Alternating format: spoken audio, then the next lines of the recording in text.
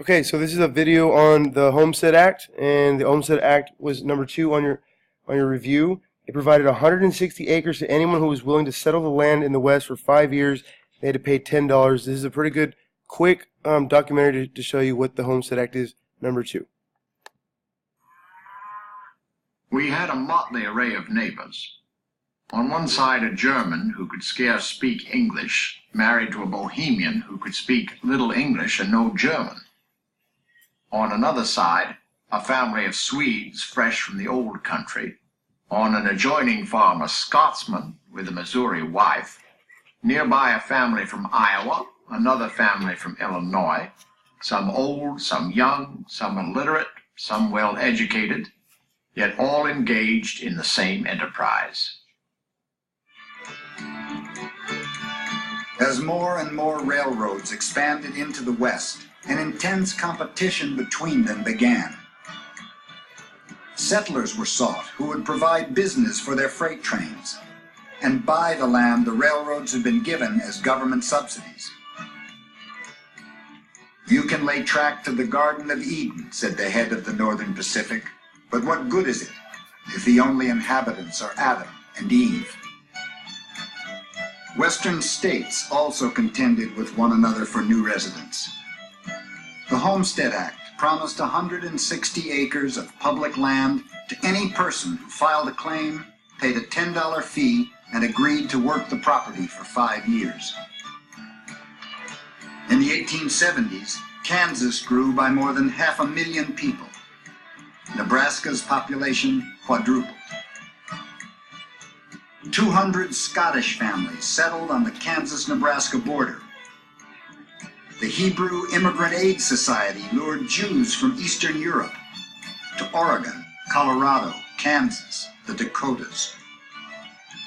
German-Russian Mennonites, Swedish, Dutch, French, Bohemian, Irish, and Norwegian families were soon scattered across the plains.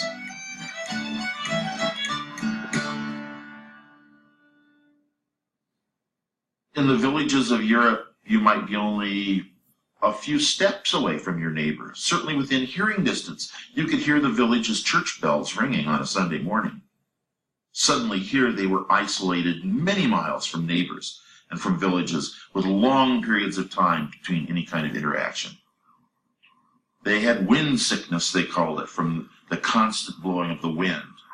They planted trees around their houses not simply for the shade or for the beauty, but to protect them from the immensity of the landscape. They started towns like Lindsborg and Hoffnungstal, New Alexandervall and Dannebrog, some with the same street plans as their old villages in Europe.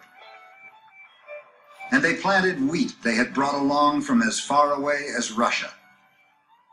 It flourished as no other domestic crop ever had before on the semi-arid plains, and would one day help make the United States the agricultural wonder of the world. The men had farmed in many cases most of their lives. They'd had to struggle against roots and rocks and all of these things that made farming difficult. They looked around them here, and there were thousands, tens of thousands, hundreds of thousands of acres without a root or a rock. They could put their plow in the ground and go miles and miles straight ahead without worrying about a hill. This was grass, ground, earth that had never been turned in all of history except maybe by a buffalo's horn. They said the first time a plow went through that ground, it sounded like the opening of a giant zipper from the grass roots tearing as the plow went through it.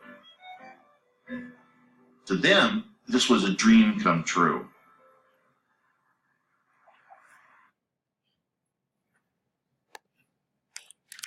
Okay, so that was the Homestead Act of 1862, number 2 on your terms review. It was a dedicated effort from the American government to have people move westward and expand the country.